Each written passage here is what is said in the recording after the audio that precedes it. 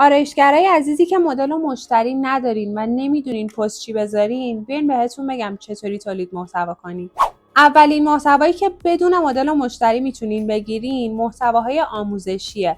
حالا هم میتونین بیاین یه قسمت از کارتون رو آموزش بدین، هم میتونین بیاین برای مشتریاتون آموزش بذارین. مثلا مراقبت‌های بعد از کراتین، مثلا کارهایی که قبل از میکروبلیدینگ نباید انجام بدن. تو هر لاینی که هستین میتونین محتوای آموزشی تولید کنین.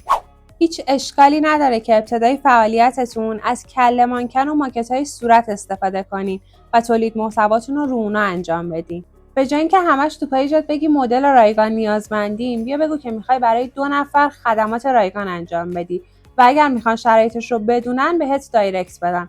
حالا تو دایرکت بهشون بگو که براشون خدمات رایگان انجام میدی، در صورتی که بزنن شما هم باهاشون تولید محتوا کنین. اینطوری هم مدل داری و هم یه تولید محتوای جذاب میتونی انجام بدی.